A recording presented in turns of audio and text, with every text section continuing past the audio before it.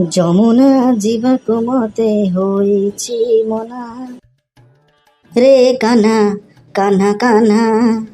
ଗଛ ଗୁଡ଼ାଏ ବଡ଼ ହେଇଗଲାଣି, କଟାକଟି କିଛି ହେଇପାରୁନାହିଁ, ଘାସ ଗୁଡ଼ାଏ ବଛା ହେଇପାରୁନାହିଁ, ସ୍କୁଲ ବି ସଫା ହେଇପାରୁନାହିଁ, କିଛି ହେଲେ ଗୋଟେ କିଛି କାମ ହେଇପାରୁନି। ଆଉ ଷ୍ଟାଫକୁ ଠିକରେ ରଖିପାରୁନାହାନ୍ତି, ଷ୍ଟାଫ କଥା ଠିକରେ ବୁଝିପାରୁନାହାନ୍ତି।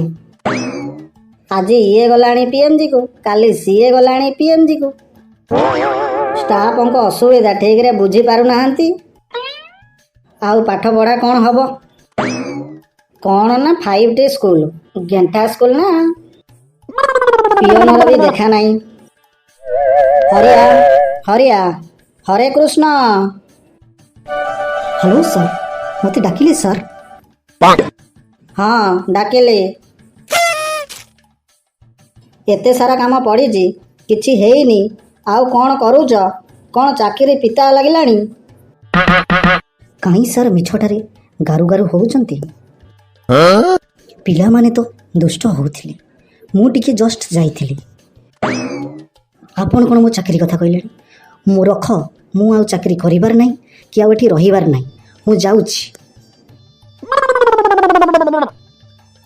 ମୋ ଭାଇଟା ପରା, କ'ଣ ଖରା ହେଇଲୁ କି?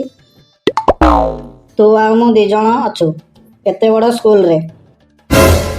ତୁ ପିଲାଙ୍କ କଥା ବୁଝୁଥା, ମୁଁ ଯାଏ ମଧ୍ୟାହ୍ନ ଭୋଜନ କ'ଣ କେମିତି କରିବା ଦେଖିବି।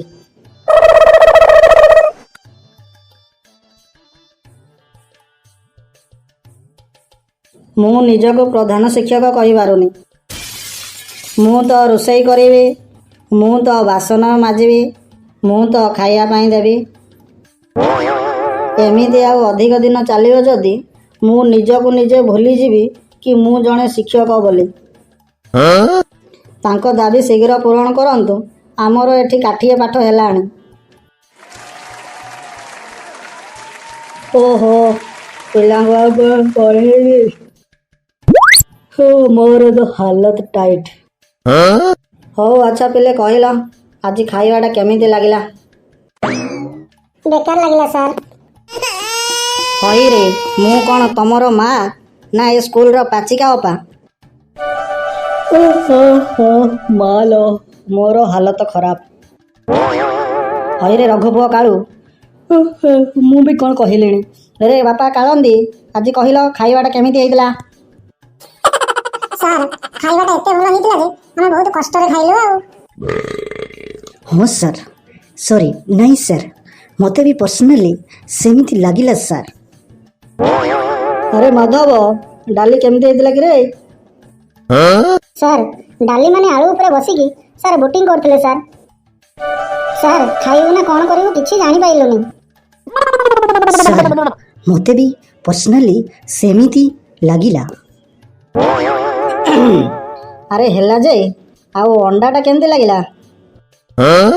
ଅଣ୍ଡା କଥା କ'ଣ କହିବି ସାର୍, ସେ ତ ପୁରା ମାହୁଲ ମାଣ୍ଡା। ୟେସ୍ ସାର୍, ମୋତେ ବି ପର୍ସନାଲି ସେମିତି ହିଁ ଲାଗିଲା। ହରେ କୃଷ୍ଣ, ତମେ ବି ଲାଷ୍ଟରେ ପିଲାଙ୍କ ସହ ପିଲା ହେଲ? କ'ଣ କହୁଛ ନା?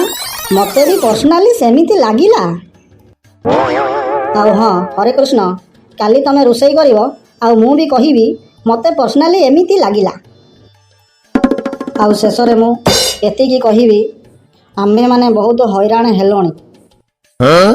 ସରକାର ଆପଣ ବି ତାଙ୍କ ଦାବି ପୂରଣ କରନ୍ତୁ। ଆଉ ମୁଁ ବି ଆକ୍ଚୁଆଲି ପର୍ସନାଲି କହୁଛି,